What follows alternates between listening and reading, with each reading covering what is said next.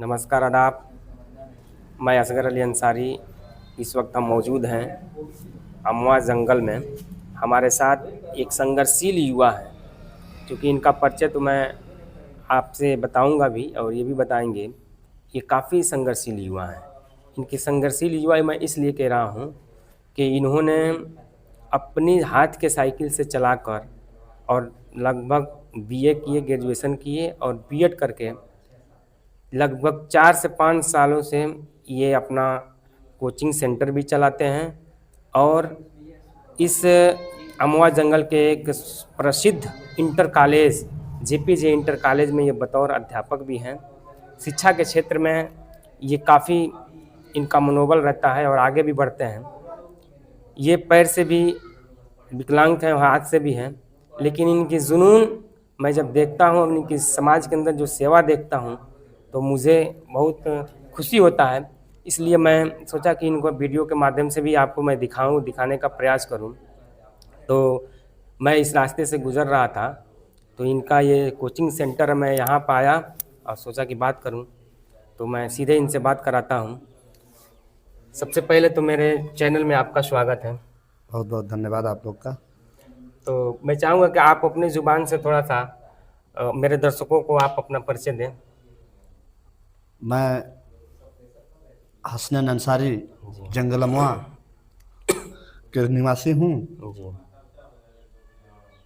और मैं साथ साथ शिक्षा की दुनिया में जी और राजनीति की दुनिया थोड़ा जी राजनीति सेवा में भी आप सेवा में लगना रहते हैं। चाहते थे। जी, ये कहना है इनका कि ये शिक्षा के साथ साथ थोड़ा समाज से भी जुड़े हुए हैं और ये राजनीति शब्द इसलिए कहे हैं कि ये मैं सोशल मीडिया पर भी ये देखा हूँ और इनके क्षेत्र में जब गया तो काफ़ी अभी तक बैनर पोस्टर भी लगाए हैं और छठ वाले दिन सुबह से ही भक्तों को सेवा भी किए। जहाँ ज़रूरत पड़ती है ये मौजूद रहते हैं। तो मैं इनसे भी सियासी गुफ्तगू करूँगा।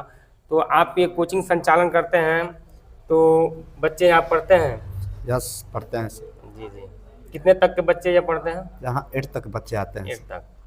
तो आप शिक्षा के क्षेत्र में हैं, तो कितने सालों से आप अध्यापन कार्य कर रहे हैं? वही 5 साल हो गया।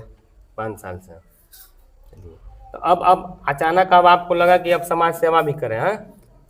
तो बीडीसी की तैयारी कर रहे हैं? यस। अच्छा, आप क्षेत्र में जब घूम रहे हैं तो जनता से आपको कैसा प्यार आशीर्वाद मिल रहा है? बहुत अच्छा लग रहा है मुझे। सारे लोगों ने यही बोल रहे हैं लोग कि इस अकेले को जिताना हमको उचित है, क्योंकि इसका हाथ पैर नहीं है, इसका वही हाथ पैर है जी जिसको मैं जिता दूंगा जी तो अच्छा ही रहेगा इसके लिए। जी। आप समाज सेवा में थोड़ा सा जब पद हो जाएगा, प्रतिष्ठा बढ़ जाएगी, तो आप उसके जरिए जनता से भी सेवा कर सकेंगे, क्योंकि एक जनप्रतिनिधि होना भी ज़रूरी है। जी। तो आप जो कहाँ से चुनाव लड़ेंगे? जंगल अमवा से। हाँ, वार्ड 6 से 10। 6 से 10 तक। अच्छा, तो आप जब चुनाव जीतेंगे तो आपके मन में कुछ है कि हम चुनाव जीतेंगे तो हमें मौका मिलेगा तो कुछ काम भी होगा? क्या यस, काम होगा काम। जब मैं जीतूंगा तो सबसे पहले मैं जनता के बीच में रहना चाहता हूं और जनता ही के बीच में रहूंगा। जी, जो जहाँ ज़रूरत पड़ेगा उसको पूरा करने की कोशिश वहाँ पे मैं चढ़ बढ़ के खड़ा होऊंगा, क्योंकि वही जो मेरा साइकिल है उसी से मैं चलूंगा और जाकर पहले सबसे पहले उस जनता से मुलाकात करूंगा। मैं अपने दर्शकों से एक आपका परिचय भी दिया कि आप इतना संघर्ष करते हैं, अपने उसी हाथ के साइकिल से चलाते हैं। आपने अपनी पूरी तालीम कहाँ तक मुकम्मल किया है? ग्रेजुएशन किए हैं? यस, ग्रेजुएशन किए हैं। बीएड भी कंप्लीट है? जी, पढ़ा रहे हैं। तो शिक्षा के क्षेत्र में जब आप जुड़ते हैं तो आपको कैसे अनुभव लगता है? वाकई में शिक्षा के क्षेत्र में जुड़ना चाहिए लोगों को, क्योंकि हम लोग का जो इलाका है ग्रामीण इलाका है। तो आप मेरे चैनल के माध्यम से भी शिक्षा के क्षेत्र में अगर चाहते हैं कि अपने छात्रों तक या गार्जियन तक कुछ बात पहुंचाना, तो भी बताएं। कैसा लगता है आपको? अच्छा ही लगता है मुझे। यानी लोग पढ़ें, अपने बच्चों को पढ़ाएं। हाँ, बच्चों को पढ़ाएं अपने, और भविष्य के बारे में अपना आगे और सोच लें। जी। डॉक्टर एपीजे अब्दुल कलाम आज़ाद जी का कहना था कि शिक्षा ही आम इंसान को महान इंसान बनाती है।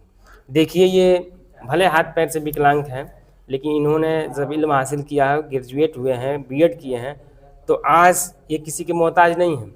आज अपने इंटर कॉलेज में ये वरिष्ठ अध्यापक भी हैं और यहाँ खुद संचालन कर रहे हैं और हाई स्कूल लेवल तक के ये बच्चों को पढ़ा रहे हैं। इनको मन किया कि हम बीडीसी का चुनाव लड़ें, तो जनता में जा रहे हैं। इनके कहने का मतलब जनता में जा रहे हैं, इनको प्यार आशीर्वाद भी मिल रहा है और जब ये जनप्रतिनिधि बन जाएंगे तो काम भी करेंगे। तो आप अपने मन में कुछ सोचे हैं, जैसे क्षेत्र में जब जा रहे हैं तो कोई समस्या हो, सड़क की समस्या हो, कुछ नज़र आ रहा है? सड़क की समस्या हमको दिखाई दे रही है, जी लेकिन जब तक मेरी मुट्ठी में ताकत नहीं होगा तब तक मैं कहाँ तक कर जी, पाऊंगा। सही बात है।